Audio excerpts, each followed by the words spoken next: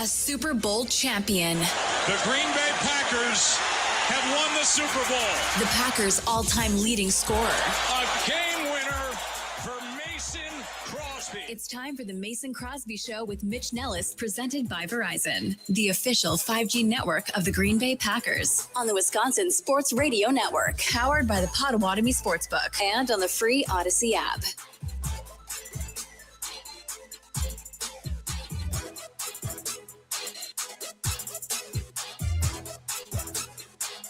Oh, Canada, USA, USA, USA. There's a new king in the hockey world on planet Earth, and our name is the United States of America. Yeah, United States of Hockey. That's what people are calling it. Oh, yeah. USH? USH. USH. Still rings, right? It does, for sure. This is the Mason Crosby Show, presented by Verizon, the official 5G network of the Green Bay Packers. We're live from the Wisconsin Sports Radio Network studios, powered by the Potawatomi Sportsbook. My name's Mitch Nellis, a.k.a. Thunder. His name is Tommy Wirtz, a.k.a. Thomas. We are two-thirds of the tripod of the Mason Crosby Show.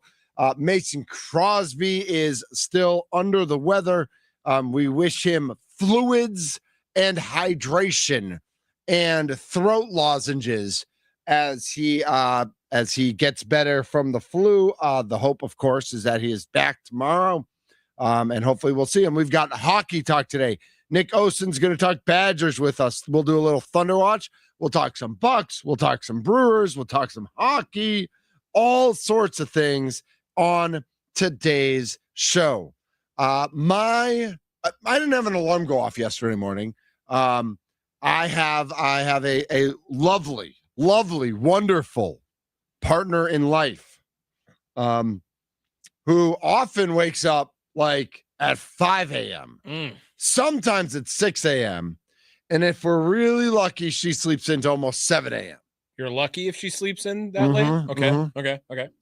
So I didn't need to set an alarm for yesterday morning because at 6:51, there was motion on the other side of the bed as someone was waking up, getting ready for 7:30 yoga. And I looked at my clock, it said 6:51. I said, I really should go back to sleep. I had a couple beverages Saturday night and stayed up a little late, but I said, you know what? There's something more important than my health. There's something more important than my sleep.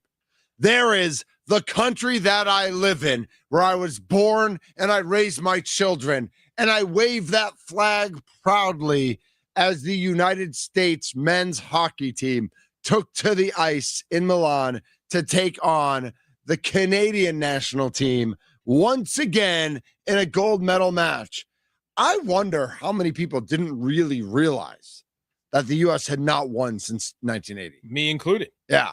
Like, it feels like, because they've been in competition for so long and been in gold medal games for so long, and with all due respect, and much due respect, because of how often the women have won the gold and have been playing against Canada in that gold medal game as well, that it felt like they'd won one along the way somewhere.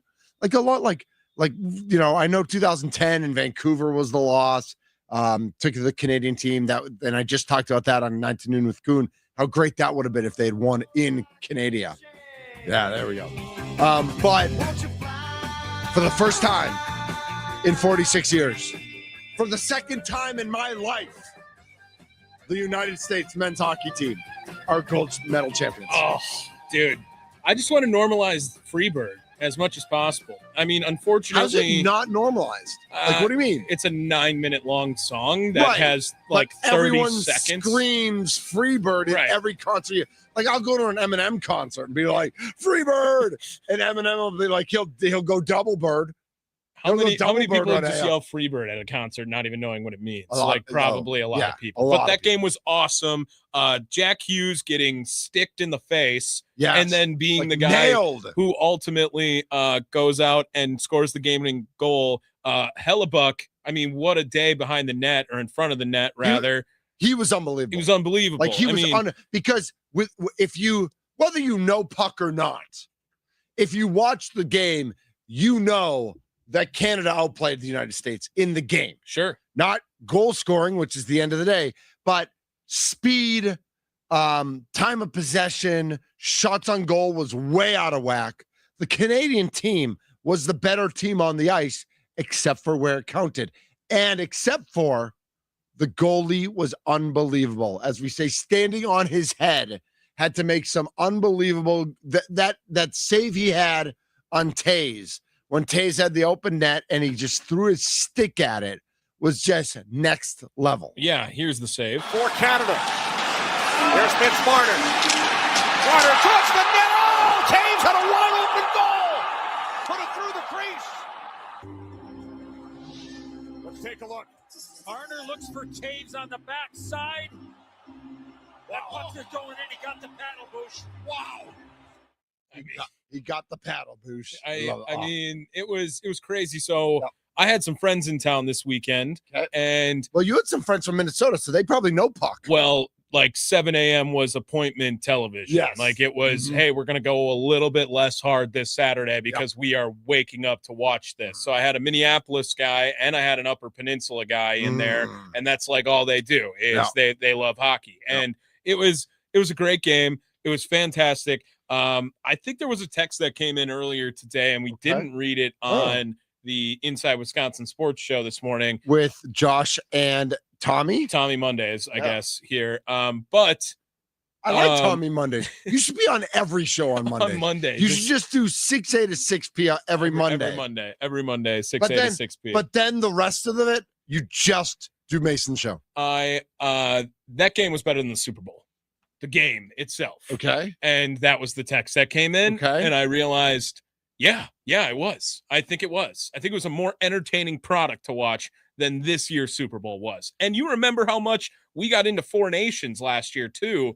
And it's really this, I called it the stranglehold of nationalism that hockey has right now that really only feels like soccer can rival it. And I don't know how popular American soccer is when you get to World Cup time, but I mean, it gets enough of a fan base. I feel like everyone keeps the tabs on it. But Olympic hockey and Four Nations last year, like that's the best right now. Yeah. Olympic hockey is always fun.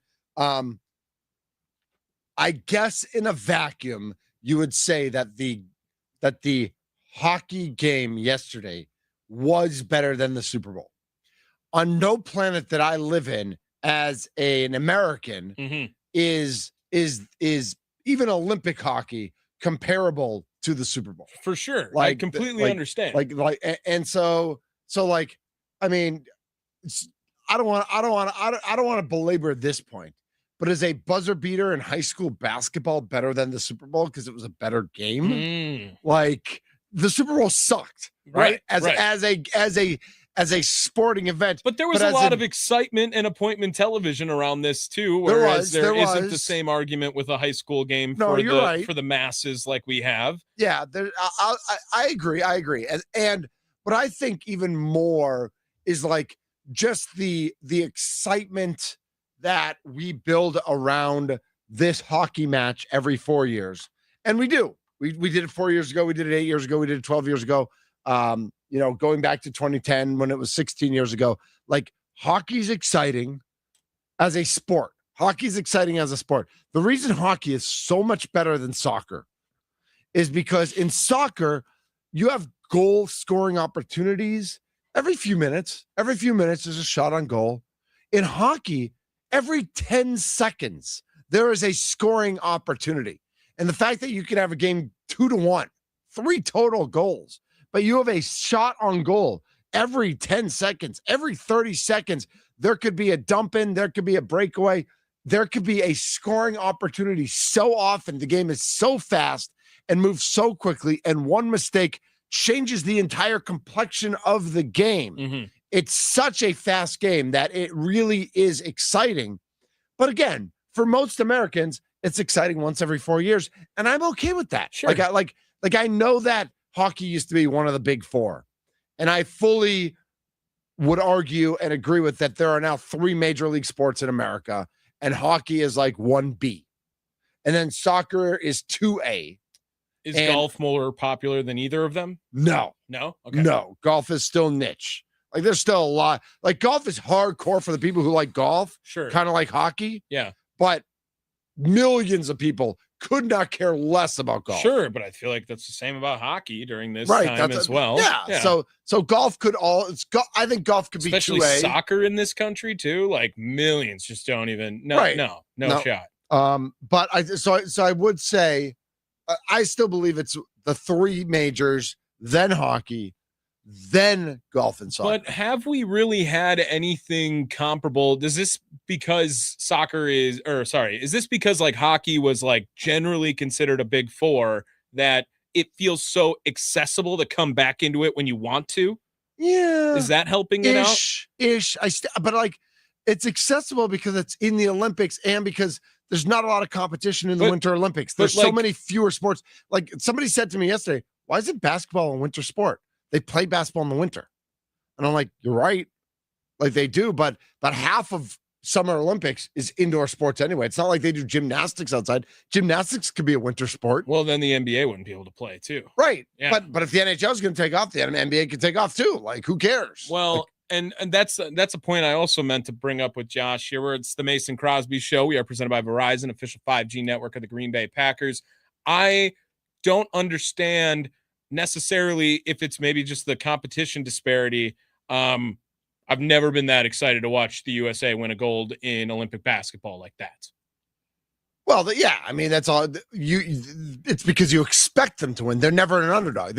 Has the U.S. men's basketball team ever been an underdog? Probably not, especially since the Dream Team. Yeah, probably not. Right. No. So totally different mindset. But they also lost in 2004. Right. And it was like this colossal failure, right? Because they were a huge favorite. Yeah. You know what sucks? When your team is a huge favorite and loses. But see Packers Broncos. Yes. But like when you're talking about every 4 years getting acclimated, getting back into it, that's how I feel about curling. Like I feel like that's what people are doing with, everyone was talking about the Canada guy touching his finger off the stone. The Corys.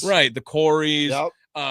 Or the luge even, or sure. We knew who Shaun White was. So are you more in on hockey, you're saying, than you are on curling and luge, like between now and 2030? Every time something like this happens with hockey, because I did it with Four Nations. I did it when I went to BU to go watch a game. Yep. I did it when the Seattle Kraken came to town. Yep. Like I was like, this is the time I'm getting into hockey. And you never did. This is the time. And you never did. I'm going back. And you never did. And I've yet to ever get right. And I think that's like, I think you are an emblem of most Americans. I think most Americans are like, oh, the World Cup is coming to America. I'm going to get into soccer now. Nope.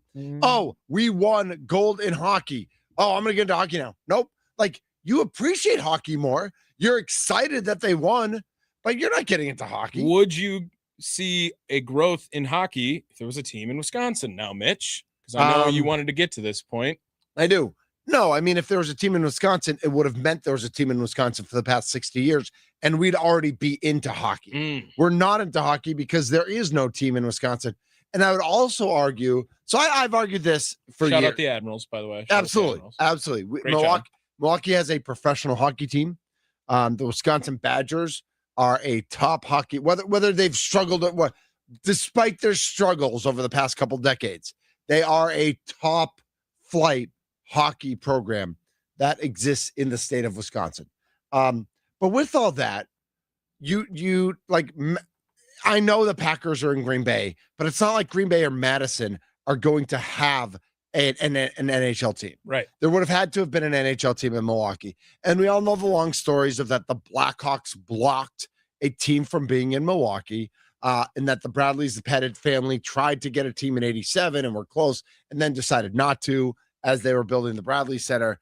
And there could have been a team, but what I would argue is, listen, when I moved here in 1990, okay, I moved from a suburb of Boston, Massachusetts, where every single high school has a hockey team. Mm-hmm. Every single town has a youth program, just like we have the Junior Dukes and the Junior Highlanders and the Junior Knights and the Junior Crusaders and the Junior everybody around. And we have basketball programs and volleyball programs and football programs and soccer programs. We don't have youth hockey in the same way. especially in southeastern Wisconsin. We absolutely do not have high school hockey in southeastern Wisconsin the same way we do in Madison. And I don't know what we have in the rest of the state. And for those of you who are listening on our affiliate in Duluth Superior, I would love to hear from you, because I'm guessing soccer is in your DNA in a way that it is not in the DNA of the rest of the state of Wisconsin. So I would love to hear your thoughts on how you grow up with a soccer DNA, because if you don't grow up with a soccer DNA, you can't just plop an NHL team in the middle of a metropolitan area like Milwaukee and expect it to work. Milwaukee, it's been, yes, I get that Fiserv Forum is here, but for decades, Milwaukee was on the precipice of losing the NBA team. Milwaukee was on the precipice of losing a Major League Baseball team. Milwaukee's not big enough for 3 sports. And hockey, if you look at the prices, is more expensive than the NBA. Okay, now maybe that switched a little bit when you have Giannis and the Bucks are hiking up prices for being a sub 500 team, which is a joke in itself. And we can talk about the Bucks. We'll get to them. Hockey is more expensive than NBA basketball. So to think that the state of Wisconsin can support what's going on with the Bucks when the games are half empty now, and then support like a fledgling hockey team that maybe could be good, but maybe could suffer for years and years, like it just doesn't make sense.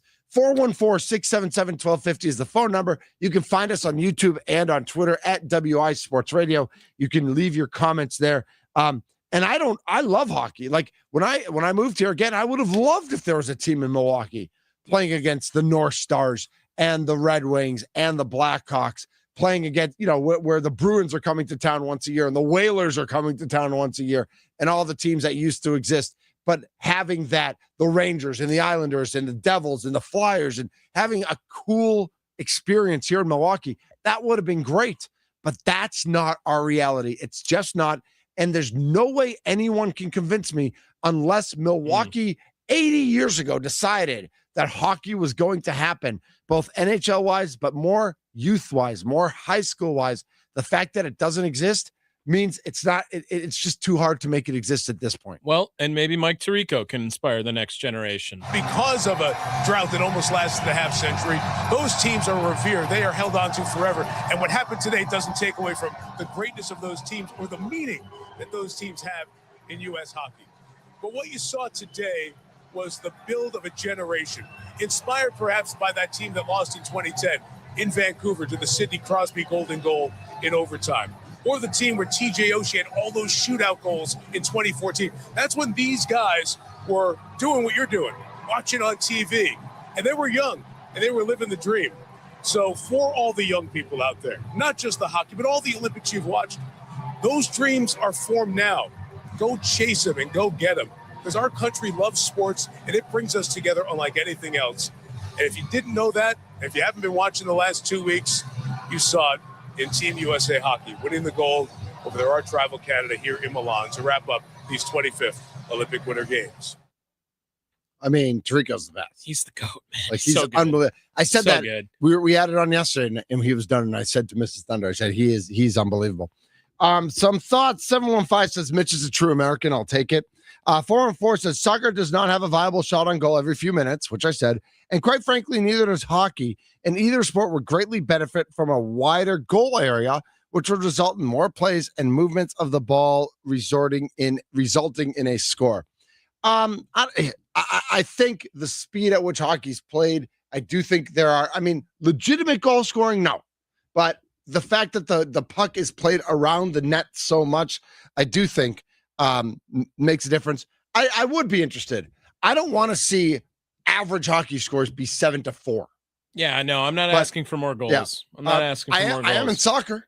No, it takes away. Like it's the buildup is all about soccer. 2 says, why do you keep saying soccer? You were saying soccer. I said soccer instead of hockey. You said it 3 times, and I was gonna jump in, but you were going off, I was letting you go. So if I was saying soccer there, I meant hockey. The high school hockey, I meant about youth hockey. And yes, and I apologize for saying soccer. High school hockey in Green Bay is alive and well, says JB in the 920. Nice. Let's see. 218 says hockey is huge in Superior, as I assume. Great amateur program and high school. And then 920 says, preach, Mitch. I love hockey and my Green Bay Gamblers, but it would be hard for me to get down to Milwaukee for a higher price ticket than the Admirals. Just hard to budget that. And JB in the 920 says that too. And I think that would be tough for the state. Like, I think we budget, whether it's Badger football or whether it's Brewers baseball or whether it's Marquette, Wisconsin, Green Bay, and UWM basketball, or it's the Bucks. Like, I think we've hit our sports budget in the state of Wisconsin with all the wood bat teams we have, with all the minor league teams we have. I think we've hit our budget. Like, I don't think we could support adding an NHL hockey team. I just don't. We should get to Nick Osen, huh? We should, but hockey's awesome once a year. Hockey is awesome. And you know what? The fact that the Four Nations worked so well last year, yeah. The assumption is that that's going to keep going. It's every 2 years. Okay. You'll have like Four Nations and then Olympic hockey. Yeah. Like, so that's kind of the thought. And then there's going to be a real all-star game in the middle of it. Okay. Instead, yeah. There's I have a friend who laid it out for me that there's 4 things that are going to happen every 4 years, kind of thing. So I'll take it. You'll get a mix of Olympics, Four Nations, all-star, and something else. And I think that will add to the excitement and the interest. And I think that's great. And if you want to jump on hockey, again, as Wisconsinites, I'm always going to support that we should be fans of the Nashville Predators, because if you're a fan of the Nashville Predators, it means you're a fan of the Milwaukee Admirals. And I think we should be supporting both the Admirals and the Predators here in the state of Wisconsin. I guess if you're way out west and you want to root for the Wild, you can root for the Wild. And if you're way down south, you can root for the Blackhawks. But if you're looking for a team, if you want to get into hockey, why not get into the Predators? Let's go Preds. That's all I got to say about that. He's Tommy Wirtz. I'm Mitch Nellis. We are the Mason Crosby Show, presented by Verizon, the official 5G network of the Green Bay Packers. Badgers with a nice little W yesterday. Nick Osen, 24/7 Sports, Badger basketball, coming up next here on the Mason Crosby Show.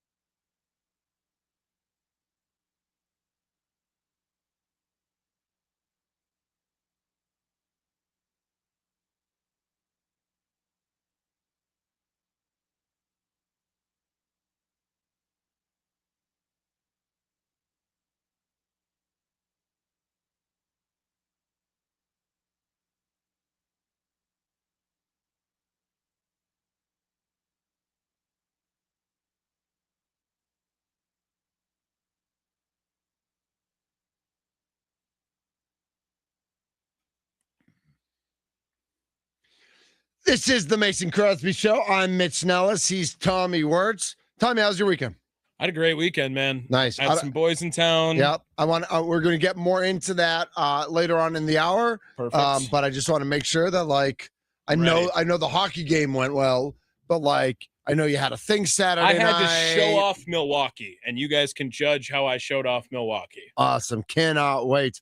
This is the Mason Crosby Show, like I said, presented by Verizon. Joining us now on the guest hotline, powered by Gruber Law, is our good friend Nick Osen. And before we get to Nick, we just have to read the following. Proud to announce at The Real, Nick Osen has signed a multi-year deal to remain with 24/7 Sports. Nick was highly coveted because of the elite work he's done at Badger 24/7. He embodies integrity, professionalism, and top-tier coverage. We're big believers in him and excited for what's ahead. Nick, congratulations, brother. I really, really appreciate that, guys. Thank you so much. I didn't know actually that announcement was going out today. Obviously, I knew I signed, but it's been an eventful last hour, so very grateful. And first show rocking with you guys. Let's go. Let's go. I mean, yes. I didn't realize that you were like, did you get your agent involved in all this, Nick? Like, you big league? So. Like, are we going to have to, like, Tommy, I know you're a big Badgers guy. I think you guys both are, but I know you are, Tommy. I actually made a joke on my board. I'm not sure if you'll remember this name. It's a deep cut. But they asked if they're taking care of me. I said I had my agent, Chris Wash. Obviously a joke, but he was the one that was working with Leon Lowry in the portal. Lowry had committed to Wisconsin, and then there was all that drama. So having some fun with that, but no agents, just good work and trust in good people. I can't even imagine Nick in a negotiation. He'd be so smiling. He'd be like, you know what, guys? Like, if you come back with half the salary, I'll smile. I'll smile still a little bit. But I'm glad you got things taken care of, Nick. We're super happy for you and super happy that we can have you on the Mason Crosby Show, talk a little Badger hoops, which I don't know how to feel about it, Nick, because every time I start to feel really good, they seem to disappoint. And then every time I'm ready to, like, temper my expectations, Nick Boyd goes and has a near triple-double and they beat Iowa. Yeah, Tommy, you're exactly right. I think actually leading into this game and specifically the weekend, I wrote that I think one thing you can count on with this group is they'll always kind of respond to adversity or quote unquote, and I'll say this, backs against the wall. Now, obviously it wasn't that level of worry because they were looking very good for the tournament, but this was one you really kind of not just wanted to have, but I would say needed to have to feel good with some momentum and going on this West Coast trip. Now, I think, Tommy, as long as there aren't any kind of similar games to the Ohio State game, I think you can kind of flush that one because that was the only one, even though they'd lost a couple games the last, I think it's like 5.5, 6 weeks. That was the only one I'd say they didn't play well. I think Indiana, they got that game stolen. Yes. And USC, obviously, they were the better team for about 38 minutes, and then there was just a late fall off. Not making excuses. Obviously, you got to take care of business. But Ohio State was the only one I was like, okay, this isn't the quality of team that we've seen. Great win over a well-coached Iowa team with what would you say, top 20, 15 or so player in Bennett Sturts in the nation. Good. So good win. He is. He's good. He's fast. He's smart. That point guard battle was fun to watch, guys. Well, and on top of it, I believe Iowa is the most points they allowed all year. I can't remember the number it was before.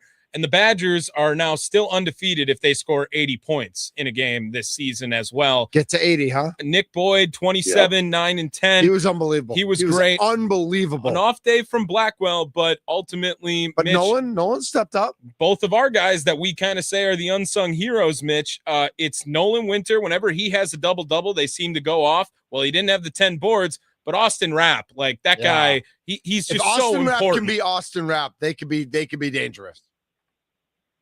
You guys are exactly right. I mean, he has been the true X factor. I think that term gets thrown around a lot, right? I think sometimes people maybe say that for like potential stars of the team. Now, obviously he can perform that way, but he's coming off the bench. He's healthy now. He has worked very, very hard to get back. Because guys, there was an early injury. Then he tweaked his hamstring a little bit and kind of fell out of the rotation. And then he was really balling and he got sick. Sounds like a nasty, nasty flu that kind of got the best of him for a week plus. So really cool story. Glad to see him back. There aren't too many 6'9.5" 6'10" players that can stretch the floor really as easily as he does. And guys, one of the things I love is, this isn't an anomaly with good shooters, but he's somebody you can tell right when the release goes. If he feels good about that shot, he's kind of standing, watching, starting to jog back a little bit, or he's chasing the glass. It's just something you don't always see in the college level. You see it a little bit more in the NBA. So he's good. And Nolan Winter, guys, to me, I've been calling him a bastion of consistency. Obviously, nice. Boyd, Blackwell, those guys might get some of the most noise, and often rightfully so. But Winter, between the double-doubles like you guys mentioned, the efficiency, the work on the glass, the defense, phenomenal. He to me, is an NBA player. I think I actually said that last time with you, Tommy. It's just a matter of when. You hope if you're a Badgers fan, maybe you get him for a fourth year, and you very well might. But just really terrific and a nice performance Sunday. The guys head out west today for the next trip. Yep, and we'll get to that. A couple more things with the team. Nick Osen joining us here on the guest hotline, powered by Gruber Law. I kind of have a two-part question. We know Jack Janicki's out, 16.5 points a game. My first question is about Jack specifically. I think a lot of us thought he was going to take the next step this year, and he kind of hasn't, averaging just better than 2 points a game, 2 rebounds, shooting 27% from 3. What has gotten in his way in taking that next step? And then I know it's only 16.5 points a game, but is there someone you expect to step up a little bit, maybe now that they're getting a few more minutes a game with Janicki out? Yeah, really good questions there. I think first and foremost, with kind of the points or maybe lack thereof that you were asking about with Janicki, look, he's one of the most unselfish guys I've been around in 5.5 years doing this. Of course, I'm sure everybody would love to score, but he knows his role is to basically be 3 things: consistent with his energy, be one of the best defenders on the team, which he is, and essentially just not turn the ball over or make mistakes offensively. Of course, he can score. I think he's done it a ton in the high school ranks. So people sometimes forget that. I'm not sure, guys, that I ever thought he would take this huge jump scoring-wise. Frankly, I think it's also because there are so many other guys that can do it. And then for part two, really of that question, I think, frankly, it's going to be a group of guys. I think Carrington, who's been in the rotation, even more on his plate, at times more on Rhodey's plate. And then look for Hayden Jones, right? You've seen him back-to-back games. He's not going to score 12, 14 points a game right now, but I think he's somebody that if he sticks around, he's going to be a consistent rotational type of player. They love his athleticism. They love his defense. He's a good passer, still growing with how he can shoot. But, Mitch, that's probably the name that I would give in terms of just, hey, who is directly going to see more minutes correlation? I'd probably go with the young freshman guard, Hayden Jones. Nice. I like that. And I've become a big Braden Carrington fan too. I know, not on the younger side of things, the older side, but like there are times where they just need some instant offense where things aren't moving and he'll just like throw up the ball and it looks like a bad shot and it goes in. Like I think he's been a little bit of a spark this year. Oh, without a doubt. I mean, he has been, I'm just taking a quick look at the group, maybe the most unexpected, perhaps I would say, because a lot of the stars you knew about. I think there were high expectations around Austin Rapp. I remember I was very fortunate to speak with Carrington when he committed, and he just talked about wanting to win, play defense. Hey, I'll do what I can. I think he'd tell you himself, guys, he wasn't known as this shooter, even at Minnesota or coming out of, I think he was Gatorade Player of the Year there. He would obviously be able to score, but just the distance with which he can hit, I think getting to the rim, I think he's one of the best defenders in this group. He's terrific. It's coming after obviously a slower game for him offensively, but no question he made an impact defensively. He's a great 6th or 7th guy. And I'll say this, guys. I mean, we all thought that this team had a lot of potential. There's no question. I won't be, kind of thinking we look too far ahead. I think if they can keep the rest of this rotation healthy, you are in a spot again to make a little bit of noise in March. I think if they play to their potential, potentially could get that second weekend. Nick Osen, 24/7 Sports, joining us here on the Mason Crosby Show. Follow him on Twitter at the real Nick Osen. Don't follow the fake one. Nick, he's the worst, by the way. Nick, I know you don't want to look too far ahead, but let's look even past March because there was a special attendee at the last Badger game that, there was a... Does it rhyme with Rager Mipple? Yeah, okay, yeah, you nailed it. We've seen what Khan has done in the NBA. His brother's obviously coming up through the ranks of Wisconsin Prep during this time as well. Cager Knipple in attendance. You know anything more about that, Mr. Recruiting Guy? Yes, absolutely, Tommy. So we were, fortunate to report that. Obviously, kind of a legendary family around here, right? And well-deserved. Sure. A lot of good players, not going to ever, put the expectations that everybody is going to end up like Khan. But Cager's a really, really good player, different type of player, right? He shoots threes similar to Khan, but he's more the 6'9", 6'10", stretch forward. Mark Miller and myself reported today that he actually did pick up an offer from the Badgers. Nice. And look, this is going to be one that's just going to be intriguing to follow. The Badgers are doing a nice job. And Tommy, we've talked about this of, spreading their offers a little bit, but with obviously a lot of thinking into it in this just legendary 2027 class. And I do mean that because people that have been around much longer than myself are saying that this could be the best class in at least 20 years in the state of Wisconsin, if not ever. So the Badgers now have, I think, 5 or 6 offers out there. I think the hope would be you're not going to, even if everybody wanted to get to Madison, there's not room for, 5 or 6 high school players, right? So I think they'd love to get a couple. They're very in on Babukar and who is also a 4-star from Minnesota. So if you get 2 or 3 of those guys all told, that'd be great. I'll be following closely with Knipple, hoping to get a story out in the next couple of days there. And he is in the midst of really an impeccable season that himself, Xavier Zenz, and that group at Wisco Lutheran are having, I believe, still undefeated and a top 10 team in the nation. Yeah, they've been awesome to watch. I know that, that whole family, you're right, is going to be one that we're going to be watching where all those kids end up. Nick Osen joining us here on the Mason Crosby Show presented by Verizon. Last year, the Badgers went to USC and UCLA. This year, they get to go to Oregon and Washington. Neither of these teams have been particularly impressive this year. But a road trip that long for college kids. I mean, we could get Mick Cronin on the phone, and he could whine and cry about travel and all those sorts of things.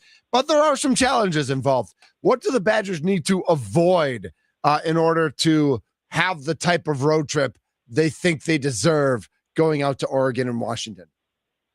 Yeah, that was well done there, Mitch. I'm not going to lie. That made me laugh. I would say, look, they need to basically play their game, as simple as that sounds, and I'm not one to really oversimplify. Both these teams are better than their record says, but Wisconsin, I think I saw an early look ahead, favored by 6 or 7 points Wednesday night at Oregon. Now, they've got a really good front court. They're now healthy. Nate Biddle, Kwame Evans. I believe Biddle's back. I know he's been in and out a little bit. So they'll need to just essentially not turn the ball over a lot. It's going to be, I would think, a sleepy crowd. Guys, it's going to be 10 o'clock our time when that game tips. I don't anticipate a huge crowd there. So just playing your game. Washington, that team's a little bit more complete. Frankly, I'm surprised they've struggled the way that they have because they haven't dealt with that many injuries. They've got 2 NBA players, a likely first-round pick in Steinbach. So for that one, the Badgers will need to play close to their A- type of game. I mean, that's going to be close to a pick 'em, I would think, probably a 3-point spread or so, I'll say. And, yeah, just not turning the ball over because Washington can get out in transition under Danny Sprinkle. I personally think this group is capable of around a 3-1 finish the rest of the way. Okay, I'll take it. I mean, I think I'm nervous about the road trip, but I'm also confident about it. And listen, like the way Purdue's playing, like I don't think Purdue scares anybody right now. So yeah. So it's. I mean, they've been up and down with that. Yeah. I don't know how much seeding in the Big Ten tournament matters. Do you look ahead to that? I mean, you look at the Big Ten standings, and the Badgers obviously, with a better performance against USC and a win against Indiana, like they'd be second in the Big Ten. Right now, they're 6th or whatever it is, but they're all kind of mushed up with 4 wins there. Like, does that double bye matter? Do you want to get just one bye so that you can get kind of an easier win to get going? What do you think about that? Yeah, that's an awesome question. I would say, I know for us reporters, we are paying attention to the seeding because it kind of affects our travel schedule a little bit. But in terms of the actual teams, I like where the Badgers are, quite frankly. I think that most teams, most coaches would love to get that double bye. Okay, we don't have to win as many games to get to the conference title game, but as long as they finish in that top 8, that's a respectable regular season. You've got the chance to make some noise. And let's be honest, I don't see too many crowds of fans probably having a better showing in the Chicago area than the Badgers. So I think they'll be set up well. There's no question this team has some of the firepower. It'll really just come down to, guys, are they hitting from deep or not? And if so, you can truly say they can beat anyone in the country. If not, they might struggle. So it'll be really intriguing. And I'm looking forward to hopefully being on with you guys a few times in March because we will have live coverage every time the Badgers are playing. Awesome. Love it. Follow at The Real Nick Osen on Twitter. And just look at his feed right now because he's getting all the flowers, well deserved, as he re-signs up a multi-year deal with 24/7 Sports. So again, Nick, congratulations. Looking forward to the continued coverage, and we will definitely be talking into March. I can't wait, guys. Truly, thank you so much for having me. Have a great week. You as well. Thanks, Nick. Nick, I don't know. You made me feel pretty good, Tommy. I got to be honest. Like, well, that's just talking to Nick. I mean, Nick's never been in a bad mood on a phone call with me, literally ever. The Badgers were 0 whatever and never going to win another game again. And Nick was like, I think they're going to pull 2 of these off. And then they did. Like, he just speaks it into existence with his positivity. And, that's why we love him here. Thanks to Nick for jumping on. We're going to do a quick Thunder watch when we come back. Talk some Bucks. Talk some. We got the press release from the Packers about their non-renewal exercise that they go through every year. We got to get to that. And the leadoff show with Tommy Wirtz, spring training edition. Like kind of a mini little. We're not going to play all the sounders and everything, but we're gonna pretend we're gonna give Tommy some reps so that he's ready when the end of March comes around. This is the Mason Crosby Show presented by Verizon.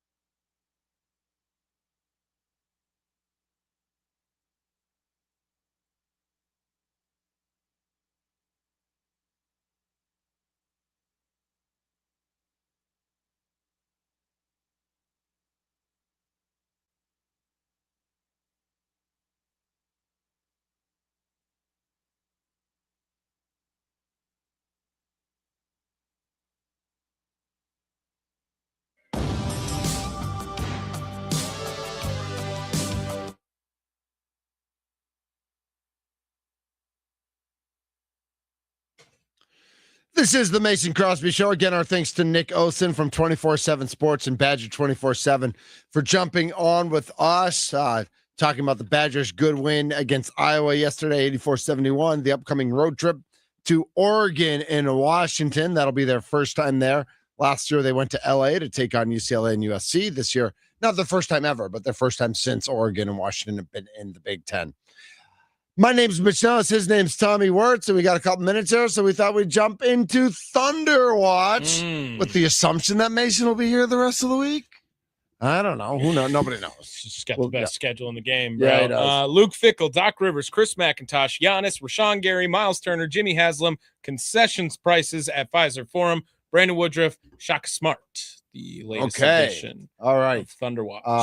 I have a couple of thoughts. Okay. And I have one for sure that I'm throwing on. I actually don't want Miles Turner on anymore. Just don't care. I just don't care about it. He is who he is. Yeah. Right. 14 points, 4 rebounds. He was a -5 yesterday, playing 25 minutes, whatever. 2 for 7 from 3. All right. I took him off. He is who he is. But we're throwing on AJ Green. AJ Green's had 2 horrible games in a row. Oh. He played 30 minutes in the win against the Pelicans and didn't score. And then played 26 minutes yesterday and was 1 for 6 overall, 3 points in 26 minutes. I'd like to nominate someone. I have 2 more nominations. I'm throwing AJ Green on for sure. Your nomination, Tommy. Mason Crosby. What? Just until he gets back to work. All right. We got to put Mason Crosby on that. We got to throw him on. All right. Throw him on. Wisconsin sports scene. Yeah, Brett's asking if he got the job yet over there on YouTube. So we what if he is? What if that's what he's doing? I still think what if. I could see it. I could see it.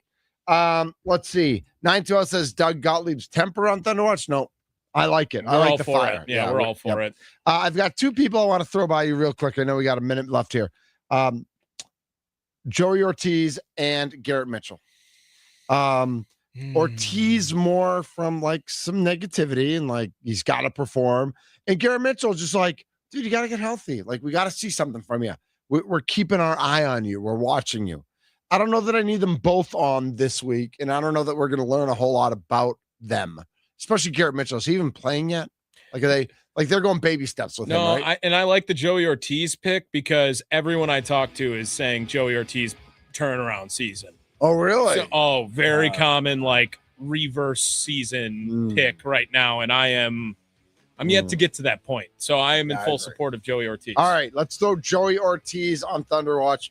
Obviously, we'll be keeping our eye on the Milwaukee Brewers. They've got a 2:10 first pitch today against the Padres. We're going to get to some Brewers at 1:20, but when we come back, we're going to talk about the Bucks. What if the Bucks actually stink? This is the Mason Crosby Show presented by Verizon.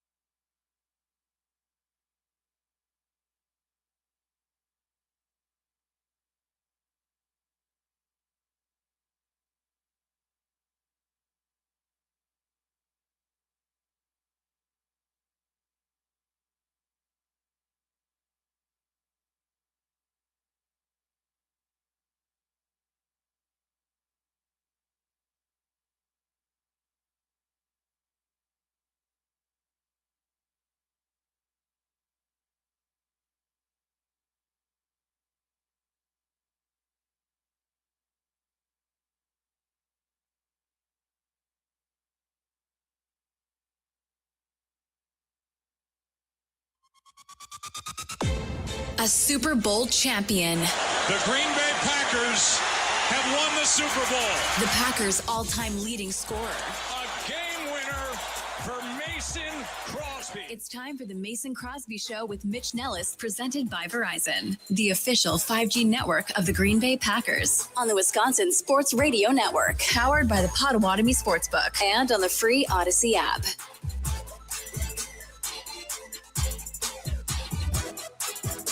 And welcome into hour number 2 of the Mason Crosby Show. I'm Mitch Nellis, a.k.a. Thunder. He's Tommy Wirtz, a.k.a. Thomas. Great to have you on board this beautiful Monday. Little chilly out. Tommy, do you know what's going on weather-wise on the East Coast? Have you been following that at all? I've heard you say 2 feet of snow like 2 times here, I guess. Travel bans remain in effect as 5 states have more than 2 feet of snow. A high-impact bomb cyclone, and that's not Iowa State, is slamming the Northeast with near hurricane-force wind gusts and extreme snowfall rates, knocking out power, making travel impossible. 30 million people are under blizzard warnings. 30 inches of snow have fallen so far, 2 feet reported. It's the biggest snowstorm on record for Providence. They deserve it. And in years for New York City and Philadelphia, and the snow is still falling. Tommy, should the kids be in school today? Like, you mad at them for not being in school today? You know, man, I'm just going to be known as the guy who is upset. I'm not going to talk about it. I'm not going to bring it up. I brought it 2 up. feet of snow is worthy of closing. Yes, I will say that. But I'm telling you, it's annoying when you have unworthy days of closing. Of course. Then when the worthy days come, you're like, it's like the guy who calls in sick to work. Okay. Right? He just calls in sick. Although you do have sick days you're allowed to use. Absolutely. Okay. But it's annoying when you're the guy who calls in sick to work, right? Because then it's like, well, it's annoying for everybody else. It's annoying for everybody else to be like, he's the call in sick to work guy. You don't want to be known as the call in sick to work guy. I'd rather you just take a day off 2 weeks in advance and we all know to prepare and can get ready for it. Correct. Yeah. Right. New York's official reporting station, Central Park, has picked up 19.7 inches of snow as of noon. So 1 p.m. Eastern. It's the 9th snowiest since 1869. Tommy, I was just like a little kid in 1869. What were you doing? Yeah, man. Yeah, relax. Gosh, revolutionary Mitch. Dude. I know. Oh my gosh, I would have crushed some people. It was in the Civil War. In the Civil War, Sorry, man. I would have crushed in the Civil War. That would have been great. Okay. Yeah. Sure. You were just showing me how you were like throwing a fit over AOL like 5 minutes ago. Well, but like back in the Revolutionary War, AOL was cool. Well, AOL was cool back then. Mitch Tommy actually fought in the Civil War after he signed up for his AOL email. Hey, listen, they were sending me CDs. Like they sent me like a CD every day. I got to sign on. You just load it into the computer and sign up. It's so easy. It was Mitch and Abe Lincoln, the first 2 guys on AOL. Where are all the AOL CDs, by the way? Like there are millions of them in landfills all around the country. There's got to be crazy. How big did you think floppy disks were going to be? Floppy disks were big for but you were like, these ain't going anywhere, right? No. Well, and then the hard, the other ones were better, right? Yeah. You know who's not going anywhere? Speaking of, our Milwaukee Bucks. Yeah. What do you mean here? Yeah, I mean they're not going anywhere. Like not going anywhere farther, or like that. Like you're crowning them done today. So they're tied with the Hawks and the Hornets for the same amount of losses, 9th, 10th, and 11th in the East. But they are a game and a half behind Charlotte and 2 games behind Atlanta because they've played fewer games and have won fewer games. Yep. But I just think like, all right, so we got excited because they won 3 in a row and 6 of 7. And I know they beat like no one was on the Thunder. Nobody played. They beat the Pelicans twice. They were 1-1 against the Magic there. They come home yesterday afternoon to take on the Raptors and lead by 5 after the first quarter. The Raptors started 0 for 11 from 3. Tommy, I could go 0 for 11 from 3. Yeah, I could do that. I could go 0 for 11. Yeah, that's pro. Yeah. Pro numbers. Yeah. Toronto then, the rest of the game, was 16 for 35 from three, almost 50%. And the Bucks end up losing at home by 28 points. Is that good? No, it's not good. So after leading the first quarter by 5, they scored 33 the rest of the way. And we all know no Giannis, but Kuzma, 3 points in 18 minutes. Miles Turner, 14 and 25.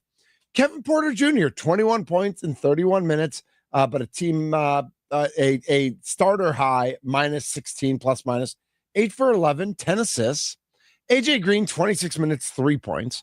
Ryan Rollins, 33 minutes, 21 points, but 6 of 17 from the floor, including 2 of 10 from 2. He was 4 of 7 from 3, 2 of 10 from 2. Bobby Portis, 6 points in 8 minutes. Pete Nance, 5 scoreless minutes. Ousmane Dieng, 15 scoreless minutes. And most of those in garbage time, not getting meaningful minutes. Jericho Sims, 4 points and 7 rebounds in 24 minutes. Gary Trent Jr., 7 scoreless minutes. Cam Thomas, again, the microwave, 15 points in 21 minutes, 5 for 9 from the field. He also with a team high, minus 18. And my question to you, Wisconsin sports fan, is what if this Bucks team is bad? Like, not, and I was ready, because Friday we were ready to ask the question, what if this Bucks team is good?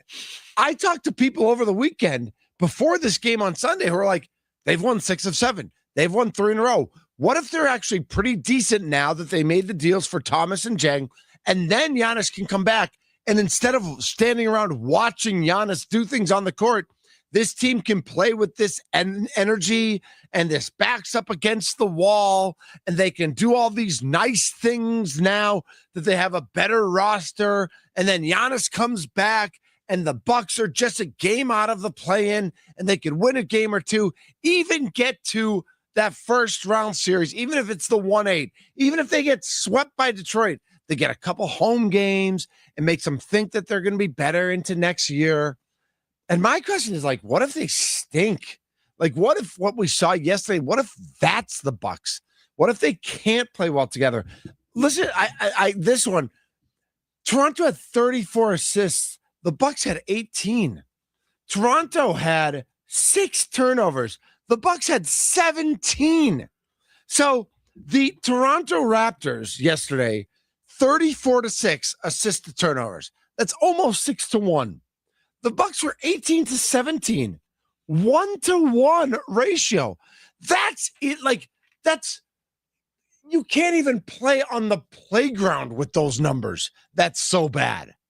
And so, like, all the other numbers kind of came out, like the rebounding numbers were pretty even. The foul numbers were pretty even. The shooting numbers were pretty even. Toronto shot better, but not a huge amount. Bucks did not shoot great from 3, but still lost by 28, so they were going to lose. But the assist to turnover, like, that is playground crap that I don't know if it's because they're playing without Giannis. I don't know if Rollins and Porter Jr. are trying to, like, figuring out, Rollins had 5 turnovers. Porter Jr. only had 1, even though he had a terrible minus 16. Like, what? Like, that's just like broken basketball crap. That shouldn't be happening at the NBA level. Like, if that is, you are a bad basketball team. So, Mitch, I'll bring this up. What if the Bucks tank, but they're not tanking? Is that the worst case scenario? Isn't that the best case scenario? No. Because the intention of tanking is not there. You're saying, what if this team is just bad? Yeah. And I'm saying, what if they tank without tanking? Oh, what if they tank? What if they just suck, but they're actually trying to be good? Right. That's what I mean. Right. Like, if that's the boat, it sounds like that's where you are. But is that worse than going 500 the rest of the way and sneaking in as the 10 seed? Like, which is worse? Actually stinking? And you're saying, like, if they actually stink, then Giannis probably wants out. Well, which one keeps 34 in Milwaukee? Like, if they're trying, but they just suck, that's not great. So I'm coming to the realization, Tommy, that nothing that happens the rest of the year affects Giannis. Okay. That everything is just an end of the season conversation. Let's look at what the roster looks like. Let's look at what the draft pick looks like. Let's look at what trades might be available to the team at this point, but nothing that's going on the court, nothing that's relevant to this personnel. I mean, yes, relevant that like who he wants to play with, but nothing really, I think nothing really matters. I think like, anyone can see. Yeah, exactly. Nothing really matters to me. I got it. Okay. Like, I don't think Giannis is watching this team and like, oh, I can make this team better. I got to be on this team. And I don't think Giannis is watching the team being like, Milwaukee's a lost cause. Like, I don't think he's watching this team and thinking that. I think he either has already made up his mind about that, or that's a conversation that's going to happen in the offseason. Is it fair to bring back up also that when the trade deadline was going on, we had talked about the Bucks need to not trade Giannis, but trade everyone else on this team, right? Yep. And they didn't do either of them. Nope. Is anyone else wishing Bobby Portis was off this team? I think people point? have to be, right? Like if you're a Bucks fan, you have to be like, and listen, Bobby Portis tomorrow night against the Heat is probably going to play 22 minutes and score 20 points. Like he's capable of doing that. He has those games. That's great. But then he also has 6 points and 7 rebounds in 18 minutes, where he's 3 for 8 from the field. He didn't have any turnovers, so that's good, I guess. But he just like didn't do anything. And like, you're at home, coming back after a road trip, coming back after the All-Star break, and you've played well. It's a Sunday 2:30 games. A lot of kids there yesterday. People excited to see Bobby Portis. People excited to cheer for Bobby. You know, if Bobby could have come in and knocked down a couple shots right away, knocked down a couple threes right away, and all of a sudden the place goes nuts. They were down by 9 at the half, and they started the second half on an 8-2 run to cut it to 3, and then lost by 28. Like, that is bad. And they have nobody like who can kind of step up and stem the tide, like who can kind of stop another team's momentum. You know, maybe it is like Bobby needs to get more mad. Like, we need mad Bobby back. We need the dog. We need PJ Tucker to give Bobby a call and be like, Bobby, you gotta be Bobby again. Stop being so nice. Because that Bobby had the edge. I don't know if that's the Bobby we need. 414-677-1250 is the Nicolay Law Talking text line. I do have a couple more texts that I want to get to about hockey in the state of Wisconsin and in the state of America. So I'm definitely going to get to those. But let's get to Thomas in La Crosse. Thomas, you're on the Mason Crosby Show. What's up, Mitch? How we doing? We're doing great. How are you, my friend? I'm doing pretty well. It's great to talk to you again. Absolutely. What do you got for us today? Time. Say what? What do you got for us today? What do I got? Some Milwaukee Bucks. Here's what I'm thinking. The Bucks have really turned it around, especially recently. You know, I remember that before yesterday. Say what? Before yesterday. I'm not going to even lie to you. Be so for real, I did not even catch the game. They lost by 28 at home against the Raptors, Thomas. Oh, the Raptors of all teams. Well, the Raptors are good this year. They're decent, but I know. True. All right, so here's my question, because I think a lot of Bucks fans thought maybe they turned things around. They've won 6 of 7. They beat the Pelicans twice. They beat the Thunder with nobody. They split with the Magic. They had the break during the All-Star break. Giannis is maybe close to coming back. And then they come home and they lay this terrible egg yesterday. And so my question to you is like, what if they haven't turned things around? What if they actually stink? Right. Well, they're 24-31. Yep. Third in the Central Division. So they're still below that 500 mark. Yes. Right. You know, let's see here. I'm looking at their they are 11th. record. They're 11th in the East. They are tied in the loss column, but they are out of the playoffs right now. That's daggum horrible in my opinion. Yeah, like knowing the expectations that we put on the Bucks year after year, and knowing what they're capable of, it's daggum horrible. Yeah, it's daggum horrible, and something needs to change. I don't know if that's more so a John Horst thing, if that's saying goodbye to Doc Rivers, if that's going out and being much more aggressive in free agency or in the NBA draft. I don't know for sure, but what I do know for sure is something needs to change and fast if we want to see this record below 500, become well above 500. Exactly. Thomas, thank you so much for the call, my friend.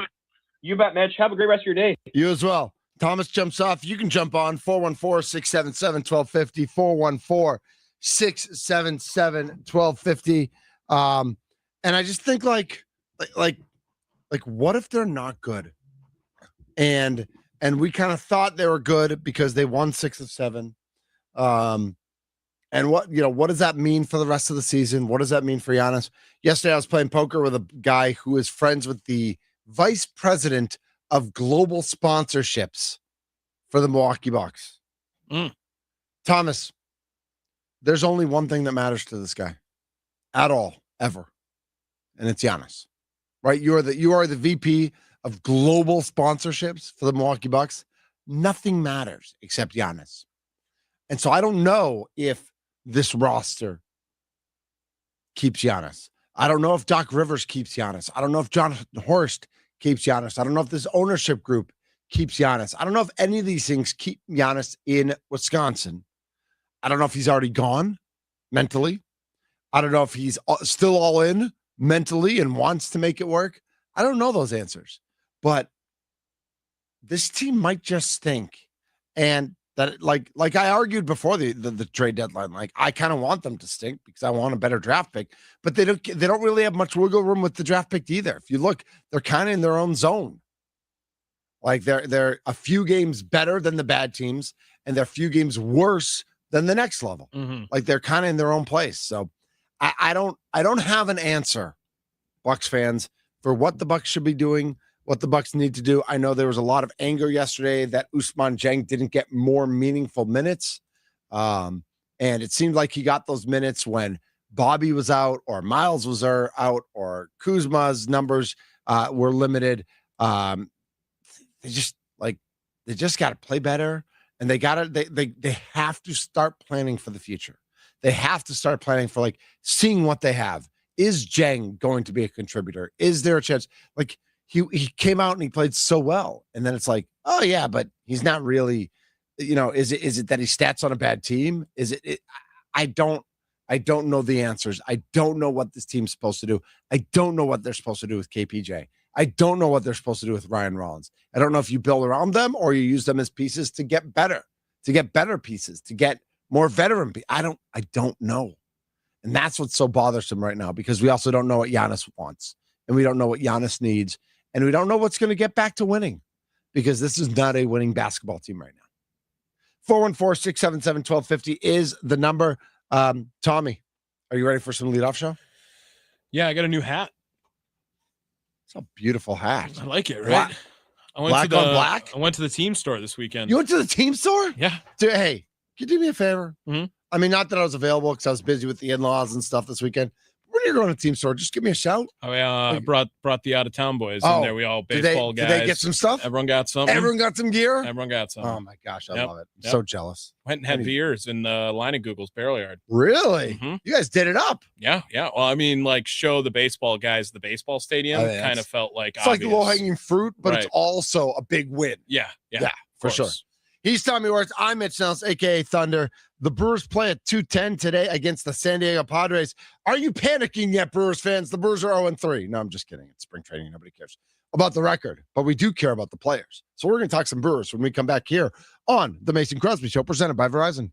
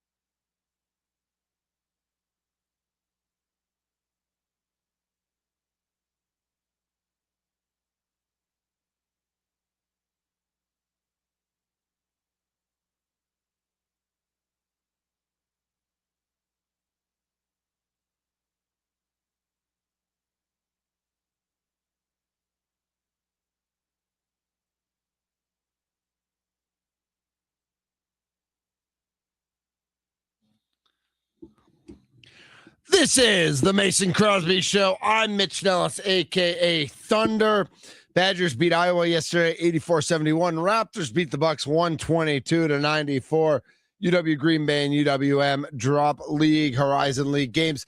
Cager Knipple has an offer from our Wisconsin Badgers. Tommy, I feel like there's like a 9% chance he takes that. What is going on right now? It's the backup camera. Oh my god! It looks so far. Hey, do the L, right? Oh, see if that works. No, I think we have it disabled in here. Yeah. Cameras. All right. I kind of like it. I kind of like the bat. You have so much room. I know. It's like the wide angle of this. That's great. Fantastic. Let's see. Tomorrow night, Marquette's at Georgetown at 6:00. A heater at the Bucks tomorrow night at Fiserv Forum. Badgers in Oregon, 10 p.m. tip-off on Wednesday night. Tommy, what are the percent chances you watch the entire Badger game Wednesday night? I think I'm good to be awake that long. I wasn't good to be awake that long when we had the morning show here. Shows, but I think I'm good to make it to midnight on most nights now. I like to be asleep by that time, but I think we'll know, right? I mean, either the Badger basketball team's going to play how they do and win, or they're going to play how they do and they're going to look like the worst team ever. And struggle, but we've also seen them play like when they played against the Golden Gophers at home, 17 in the first half, 50 in the second half, and they get a win. I can promise you I will be watching and will be awake for the entirety of today's Brewers-Padres game. Brewers-Padres 2:10. They're in Peoria today. This is game 4, their second road game in Peoria, the Peoria Sports Complex, home of the San Diego Padres. Easton McGee will pitch. He will be the opener in the order. Sure. Also scheduled to pitch, subject to change, Abner Uribe, Craig Yoho, Drew Rom. I'm going to call him Drew Rom-Com. That's my nickname for Drew Rom. I don't know anything about him, but we're going with Drew Rom-Com. And Jacob Wagspack. Wagspack. I grew up, one of my best friends growing up, his last name was Spack. So I feel like Wagspack and John Spack could hang out and like do the thing. It'd be pack and pack. Yeah, something like that. Some good highlights from yesterday, especially one of Tommy's guys. Rake Bowers, 2 for 2 with a walk. Yep. On base 3 times. Love that. Gasser, Hall, Logan Henderson, all threw well. Home runs yesterday for Akil Baddoo and Brock Wilkin. Wilkin's a little bit of a masher, isn't he? Yeah, I mean, he came from Wake Forest when he was the Brewers draft pick just a couple of seasons ago, and he was known as that in college, and he's a guy that could always be fast-tracked to the MLB because of that power. And now he was a non-roster invite when he did come over. However, going to give himself a chance. The third base position, it's Luis Rengifo and everyone else right now that they're looking at. So maybe David Hamilton, I guess, has a spot locked up too. But Wilkin's awesome, man, and he's been a little unhealthy as in recent years. I think that if he gets some health to turn himself around, yeah, he's going to be fun to watch in a Brewers uniform. Nice. So we will keep our eyes on him for sure. How much do you put it, like a guy like Akil Baddoo, homers yesterday, in the mix for a backup outfield position?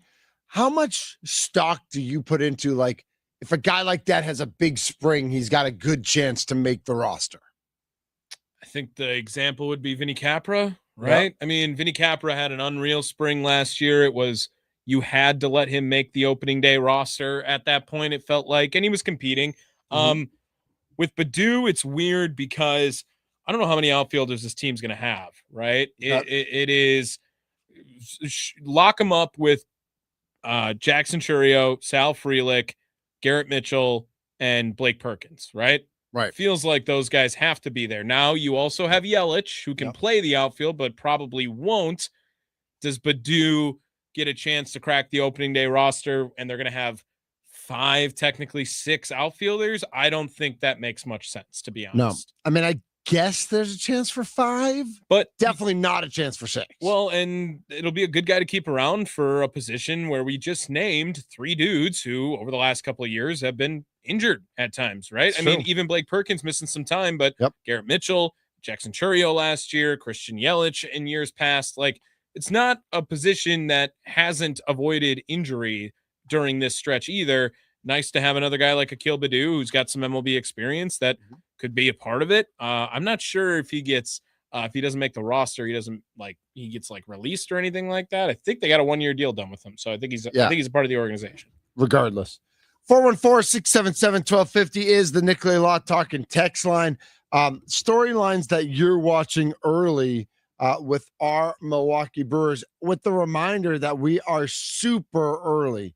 And most guys have played 2 games. I don't think anybody's played all 3. Well, they couldn't have because it was split squad yesterday. But only a few guys have played in 2 games.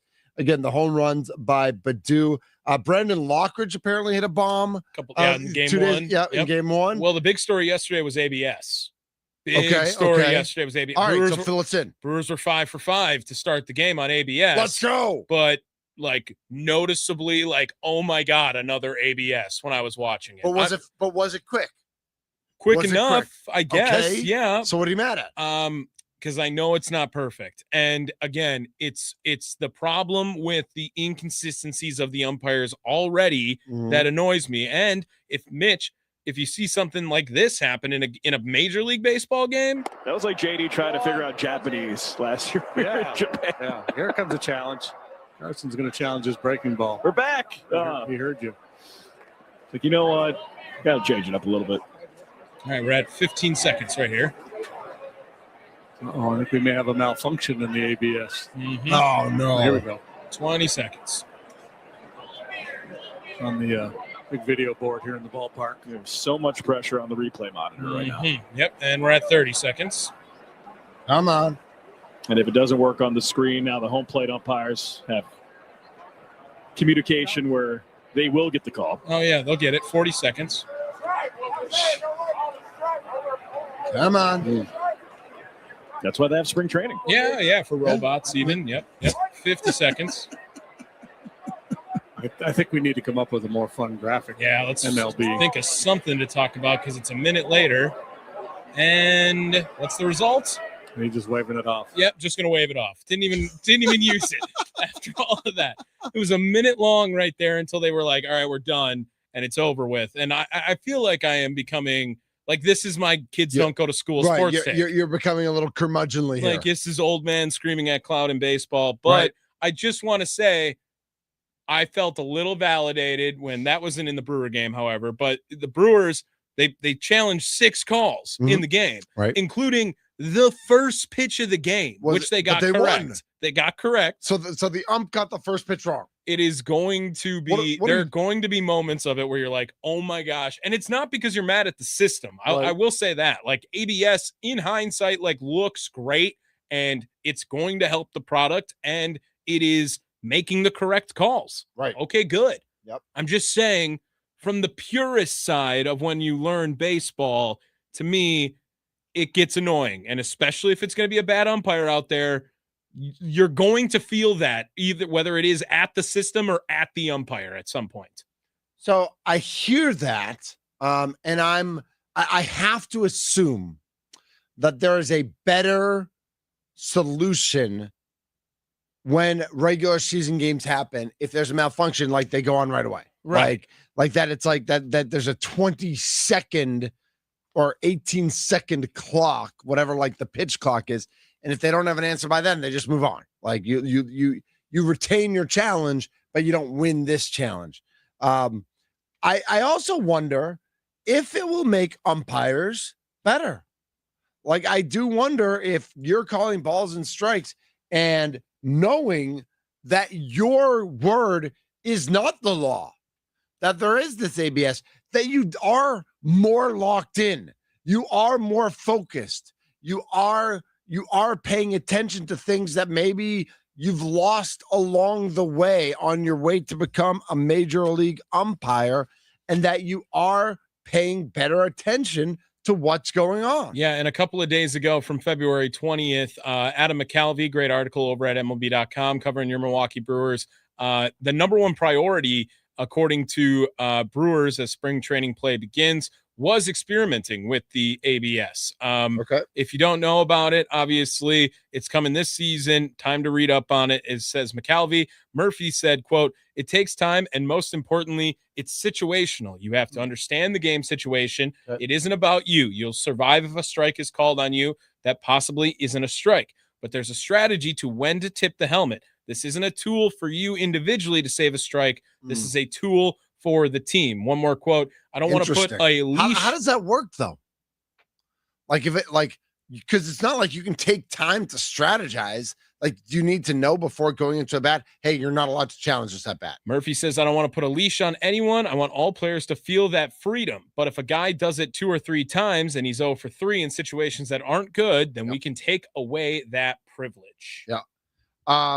414 says, "I was there at the game Saturday. ABS challenges were all pretty quick, 10 seconds, give or take. Keep in mind, it's the spring training stadium, not even close to the same video equipment. Just, hey, he's just, you're saying look, but he's just saying look. Just saying look. All right, he's just saying look. Just saying look. Look. I promise. Look, different equipment. You will be frustrated at some point because of it. But I will also be frustrated when Angel Hernandez calls a ball 4 inches 100% outside agree. when he calls it a strike, agree. And it's not a strike. Got you. I got you. Did you hear about Rhys Hoskins? Cleveland.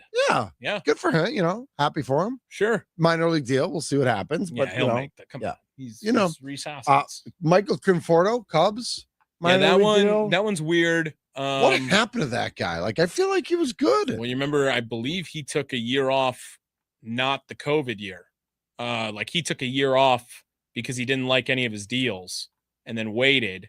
And then he went back to baseball. He took 22 off. He had been playing with the Mets and been playing well. Then took a year off. Then went to San Francisco for a couple of years and was mid. Yep. Last year with LA was terrible. He did it 199 last year, so that's pretty good. Is he a Boris guy? Am I remembering that correctly? Like he might be in with Scott Boras. But the 3 years before COVID, he hit 27, 28, and 33 home runs. Like he was kind of a dude. Yeah. So he is a Boris guy. So he was waiting for his money, and then he did get paid by the Giants. But and had 2 okay years there, 15 and 58, 20 and 66. OPSs of 718 and 759. WARs of 0.7 and 1.3, not great, but better than the negative 0.7 he had last year with the Dodgers. I just hope that this is his career arc and he doesn't succeed with the Cubs because it's the Cubs. I don't wish ill on Michael Conforto. I just wish ill on the Cubs. If you are trying to get a fix of spring training baseball, and how do we do that? Well, I mean, Brewers.tv. Spend $99. Now, is it $99 or was there tax? It was. Something. What did your I card, don't even know. What did your card get charged, bro? I didn't look. I bought it. Okay, must be nice to be independently wealthy. I'm just saying. What are you even doing working? I was going to buy I'd just be sitting at home playing video games, and I thought maybe I wouldn't, but I couldn't. When you sign up on the website, there is like some redirections that happen. Like they want you to sign up for your package when you go sign up, and I couldn't log into my MLB.com account, which I didn't have. I signed up for an MLB. You didn't have an MLB.com account? No. Why would I have you need one to have like on the MLB app, like the ballpark app? Isn't it the same account? I have no idea. I have no clue if it is. I don't think I use the ballpark app very often. I get all my tickets from second party if I do that. So regardless, fancy. I also then when I tried to sign up for it, it kept redirecting me to like pick the package I wanted. Now, if you have the MLB app, I think it was free and easy to sign up if you already had it from the ballpark app or whatever it is. Okay. And it worked for Josh, for instance. Okay. But when I went to go on to the website, the only thing I could do was sign up and pick a package. I couldn't just sign in to Brewers.tv. So I was debating on whether or not I was going to buy this because do I want to watch Brewers baseball here every day or am I going to watch Brewers baseball on my own some days? Probably mostly here. I'm going to guess 95% of the games I watch will be here. Well, you are hosting the pregame and postgame. It might be shooting low, honestly. It could be 5 games I watch on my phone all season long. But as someone who's in the streaming service of that, that's what happened. I got baited into the $100. I wonder if they'll expense it here. I don't know. They probably won't. No, they will. They will. I'll talk to JB. Well, they're sending me to spring training next week for some news. They're sending you to spring training. I feel like I used breaking news. Did you just break news? I might have. Right here on the Amazing Crosby Show? Yeah. You're going to spring training? Yeah, me and Tim Allen will be there. Whoa, the baseball duo. Spring training live, 5 p.m. to 7 all next week. Nice. And real quick programming note, Hot Stove Weekly this week will be Thursday and not Wednesday. Yes. So if you're listening on Thursday, you'll hear whatever's airing on the local affiliates, or you'll still have an hour of the Wisconsin sports wrap up, right? Yeah. On some of those days. Yeah. But Thursday will be Hot Stove Weekly with Tim and Tommy. You see, the Badgers, they are the first team outside of the top 25. They are number 26 in the nation. Nice. Number 1 in others receiving votes. Well, if you're trying to watch some spring training baseball and you're wondering whether or not you should or not, watching it early is actually not a bad idea because what do you mean watching early? Well, like early in the spring training schedule, because the World Baseball Classic is also going to take away a lot of these guys. That? And 9 players are in camp that are going to be participating in the WBC this year. Tyler Black, Jackson Churio, William Contreras, Joey Ortiz, Carlos Rodriguez, Bryce Terang, Abner Uribe, Rob Zastrizny, Angel Serpa, Steven Cruz, Andrew Fisher, Miles Longhorn, Jack Steppings, and Freddie Zamora, all representing the Brewers. So the guys at the end, do you have what countries they're playing? Yes. For? Do you want to guess for? All right, let's. Yeah, I kind of do. Do you know Freddie Zamora? Italy, Nicaragua. Okay. Jack Steppings.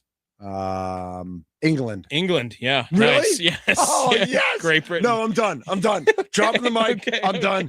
Right. I was like, Jack, maybe we can get there. Yeah. All right, cool. Yeah, there's no way. We'll go on top. Yeah, we got to talk about the Packers non-renewal exercise when we come back to wrap things up.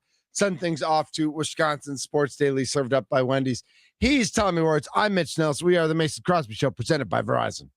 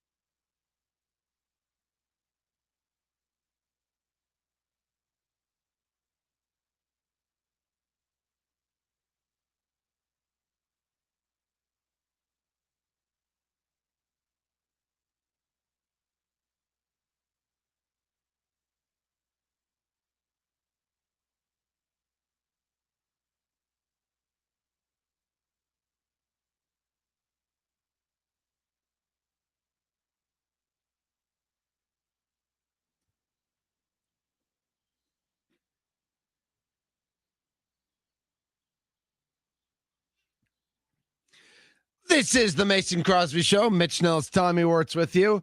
Carrie from Toaster writes in, headed out to spring training next week with my son, who's about Tommy's age. Where can we see you and Timmy? We'll be at the stadium. Yeah. Family Fields of Phoenix. So are you going to be broadcasting live from the stadium every day, 5 to 7? Yes. Is that going to be public accessible, or is that going to be like in a closet? I'm going to guess probably a closet. Okay. More than But that. you'll be at the games. You'll be out there during the day, out roaming about. Yeah. Getting some interviews, talking to some people, eating some popcorn. Yeah, I'm pretty pumped. Hot dog, no bun? No, probably going to avoid the hot dogs. What? Altogether. Yeah, man. Shaved beef? What are you going to eat? Yeah, we'll figure it out. All right, I'm already worried. Look, we're going strong right now here, man. Like, it's looking good. I looked in the mirror today and I was like, whoa, dude. Wow, that must be nice. I look in the mirror and I'm like, bleh. And I'm still fat. So you're not still fat. Yeah. So you're I'm trying. Big, but you're not fat anymore. Trying at least. Yeah. There is no try, only do or do not. Sorry, for immediate release. With planning for the 2026 NFL season now underway, the Green Bay Packers are continuing the organization's non-renewal exercise, which has taken place in recent years to ensure Packers season tickets are being used as intended. Our season ticket holders are central to Lambeau Field's significant home field advantage and game day experience. We continue to emphasize the purpose of having season tickets, which is to attend games and contribute to that atmosphere, said Craig Benzel, Packers Vice President of Sales and Business Development. Simply put, Packers season ticket holders who purchase their tickets with the sole intent of reselling them should not be Packers season ticket holders. Invoices will be mailed to season ticket holders next week with information outlining next season's pricing and previewing next season's home opponents. The information will also include the organization's expectations for how season ticket holders utilize their Packers season tickets, a policy that may continue to evolve. As of last year, more than 155,000 fans, not 15,000, not 1,500, 155,000 fans were on the Packers season ticket waiting list. Out of interest to those fans and to ensure the organization continues to not only protect, but also enhance its home field advantage at Lambeau Field, the Packers may decline to renew the accounts of season ticket holders who do not use their tickets as intended. How you feeling, Tommy? Good, I guess. Yeah, that should be happening. Maybe. Can I give some advice to everybody? If you are planning to sell your Packers season tickets, do not just put them up on Ticketmaster. That is how the Packers are tracking this, in my mind. That is my assumption, that the tracking is being done on Ticketmaster, who has a partnership with the pro leagues, with the NFL. I gotta fix this. Hold on. There we go. And I probably wouldn't sell them on StubHub. I wouldn't sell them on any third reseller site, really. I know that. Who do we have on? Well, I can't remember his name. Cousino, Kyle Cousino. Yeah, Kyle Cousino. Yep. He resells tickets for people on Facebook and on Twitter. I know that I've been a Buck season ticket holder in the past, and I created a separate group on Facebook where I sold them for a while. Then that algorithm got messed up and nobody saw my posts, so I started posting them on my normal page, and that works sometimes and it doesn't work other times. But I do my best to not sell them on Ticketmaster. I try to sell them just to fans and friends, especially. But don't make it obvious. Like, don't get your pack of five games and put them all on Ticketmaster the next day, right? Like just don't be dumb about it. That's all I would say about that. 414-677-1250 if you have an opinion on it. I am basically for the reselling of tickets. I like them better when they stay in Packers fans' hands. Like when I had Brewers Cubs tickets, and there was one game I couldn't go to. I went to 2 of the 3 games. There was one game I couldn't go to. Well, I resold them, but I made sure they were going to Brewers fans. I sold Game 6 of Bucks Suns, Tommy. Well, first of all, I paid for my entire season. But second of all, I made sure it was going to Bucks fans. Like, I had Bucks fans who bought those tickets. I went to Game 4. I was there when Giannis blocked DeAndre Ayton. But game 6, I couldn't go to. We had family stuff going on. I couldn't go to the game. I wanted to watch the rest of the game at home with my full family, not just one person. And so I watched at home and I sold my tickets, but I made sure I sold them the right way. Just don't be dumb. Just be smart about it. That's all it takes. I think that's all you got to do. Don't be obvious. And I think there are lots of fans who were for a long time just throwing them all on Ticketmaster. Just be smart. That's all I'm going to say about that. 414-677-1250 if you have any comments on that. Again, Brewers at Padres 2:10 today. So we've got more Brewers action happening. Wisconsin Sports Daily served up by Wendy's coming up next with Sparky and Charlie. Wisconsin Sports wrap up with Tommy Wirtz today, 5 to 6. Yes, sir. Yeah. Cannot wait. All TK dub all the time. Let's go. Just Packers fans. Just be smart. That's all you got to do. He's Tommy Wirtz. I'm Mitch Nellis. Mason Crosby tomorrow. Who knows? He's on Thunder Watch right now. Will he get off Thunder Watch? Nobody knows. This is the Mason Crosby Show.